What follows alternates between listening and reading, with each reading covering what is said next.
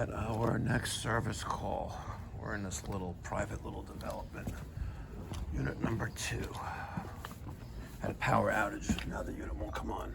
Let's go say hi.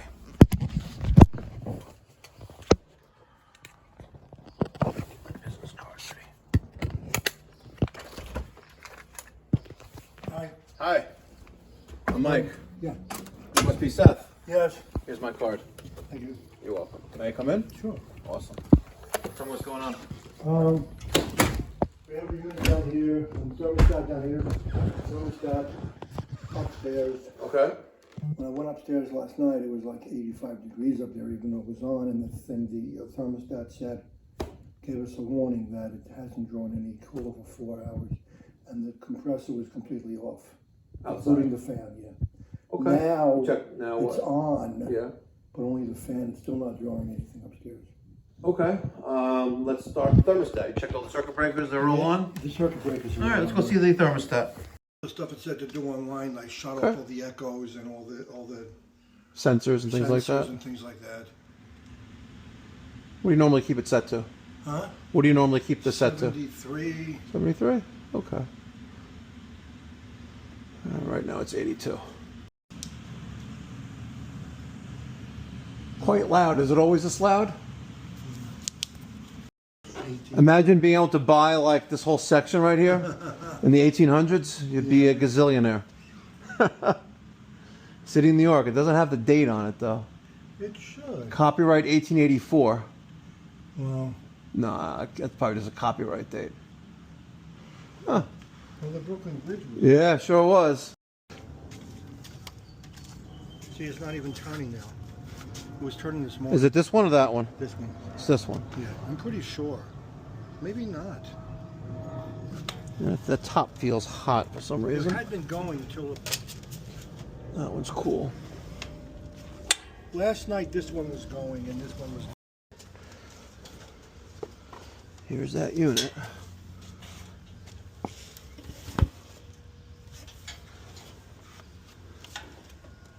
Or is it this one? You think it's that one? Oh, this one's humming. I mean, they're both on right now on the unit. Well, they're both on, but they're both not actively. This was spinning this morning. I just heard that hum again.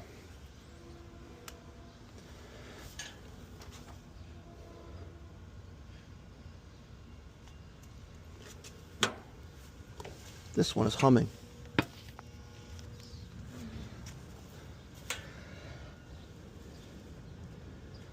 All right, let's. Really?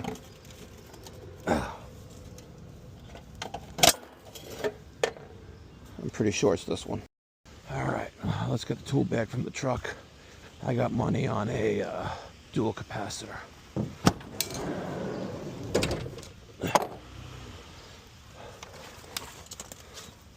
The great part about this service call, my next service call is right down the block, literally on the same block. Put my gloves on. Got to keep the hands dirty, you know, otherwise the wife, she's going to tell me to keep my hands to myself. One more.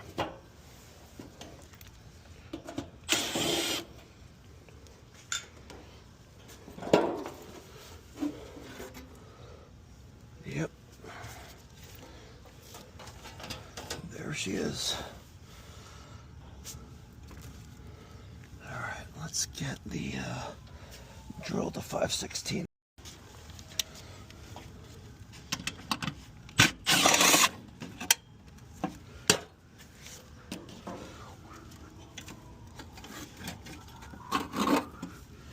Yeah, she looks pregnant. She looks about 5 months pregnant. Let's discharge the capacitor. Good. All right, brown, dark brown. Okay. No, I'm just talking to myself. Dark brown, red on the common, and the brown on the Herm. Use leverage 30/5. Yeah, Yeah, she looks a little pregnant. Alright. Common to fan. Nothing. Common to Herm. Nothing.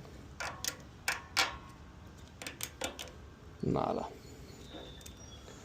Not a effing thing. Alright. Need another 30 over 5. Fails a safe chest too. Let's go back to the truck. Let's get ourselves a 30 over 5 or 35 dual capacitor.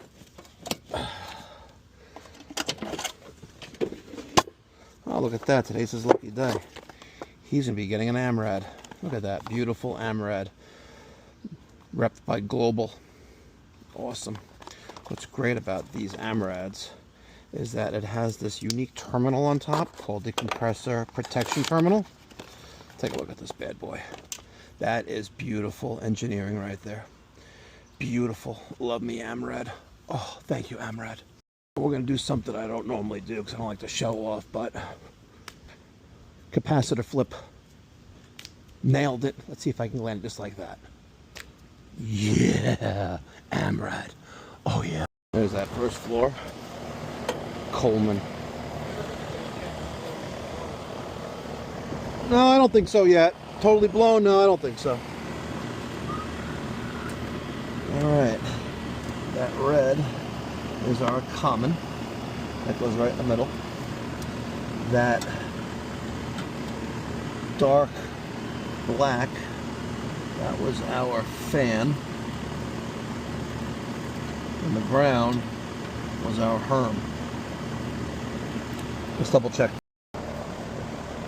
See that brown Herm, brown fan. Isn't that really dumb? Look at that. Brown, BRN, goes to Herm. BRN, condenser fan motor. They can't get any more stupid than that, can it? 2 brown wires. Wah, wah, wah, wah. Alright, I traced out the 2 wires. The small brown and the big brown. The small brown goes to Herm for our compressor, and that's what I had it on originally. That's what I remembered. The big brown goes to fan, and that common in the middle goes to Herm.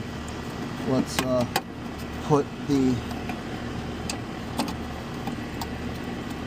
put that back in there. Before doing so, let's just get a Sharpie and write the date on that capacitor. 18, 10.5 system here, huh? Johnson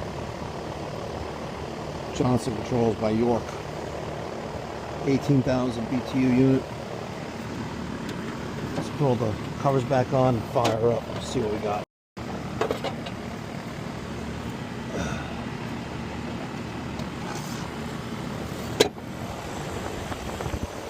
Houston, we got ignition. Alright, outdoor ambient temperature 80 degrees. Discharge temperature at the top of the condenser fan motor 92.6. I think it's time for a new digital psychrometer.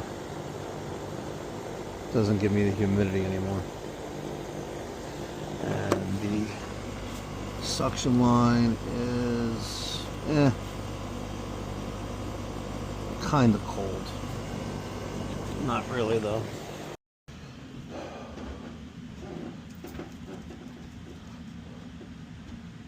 80. 81.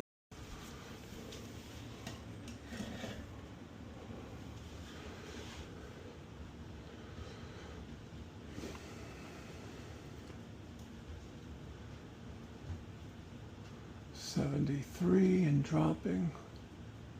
72.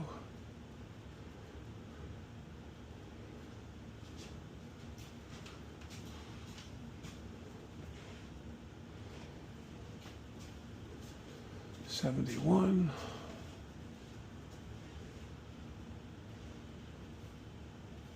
We're around 71 degrees. And the return temperature is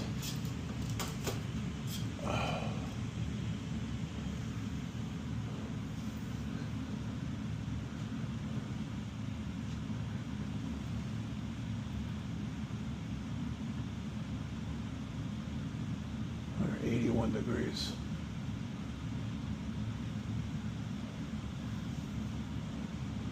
Not so good. I only test refrigerant if I think there's a problem or sense there's a problem, and I think that with minimal delta T between supply and return, we have to take a look at the refrigerant. All right, I have my JB.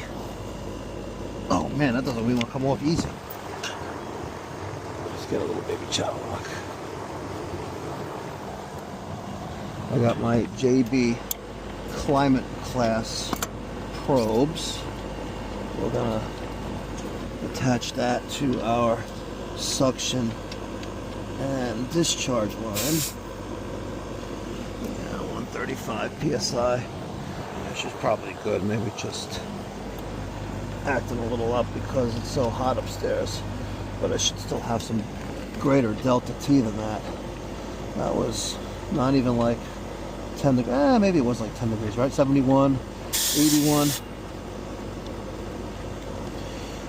287 and a half, 287 on high, 135 on low. Let's get our temperature clamps on. Take a look at our pressures, temperatures, superheat and subcooling. Subcooling is right around 1.5 degrees, superheat 20 degrees.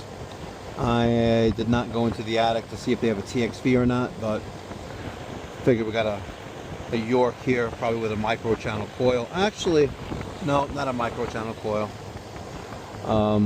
If it's been low on refrigerant, it's probably been an issue for a while. Right now the direct issue was that dead capacitor preventing the compressor and the condenser fan motor from operating, but that's where we're at right now, and that's where I'm going to leave it at. Take a look at the charging chart on that sticker, that rating plate. Our evaporator suction pressure around 130, right? 132. Outdoor ambient is around 80. We go across to that.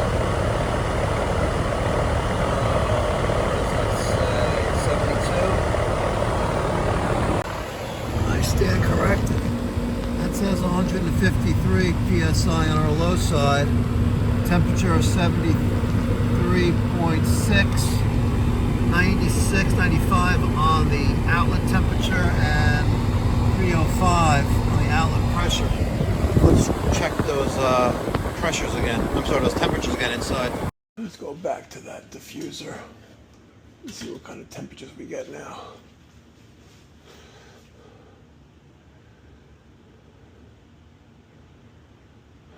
$73 and dropping.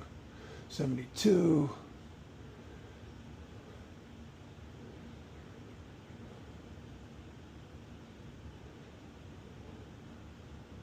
71.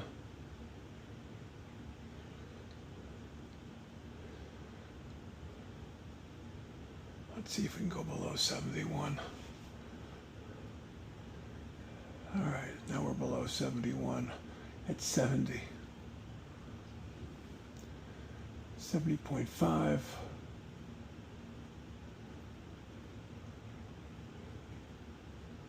Thermostat's reading 83.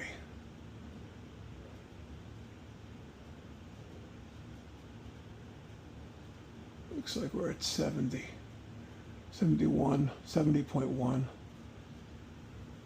70.0, 69.9. Well, given that it's 83, 80 degrees outside, and we're at 69.9, it's good as we're going to get right now. Probably wouldn't hurt to do some of that. Not today, of course, but wouldn't hurt to do that. It's performing as good as it can be, considering the temperature outside and the temperature inside. I would like to see better, but you know, the coil may be dirty, may have some dirt in there, it may need to be cleaned. But that's something you want to take. How often should we do that? Once a year? Yeah, should do it every year. We have maintenance plans for that as well, if you want. Cover one or both systems. The right now, I don't know. It was in September, October. I don't know. I have to look that up. What we did last time we were here? We were here in November, so that was the heating. That was heating. Yeah.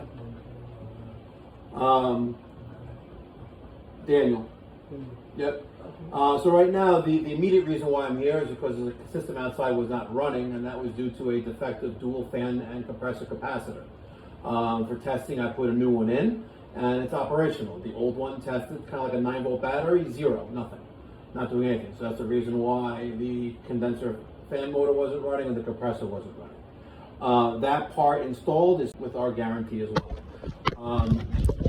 You need maintenance on these things. Again, I'm not saying do that now because it's, you know, it's Erev Shabbat, it's going to be a hot day today and tomorrow will be cool off, but we have maintenance plans. You may want to take advantage of that. If you do, today's bill will come cheaper, but entirely up to you.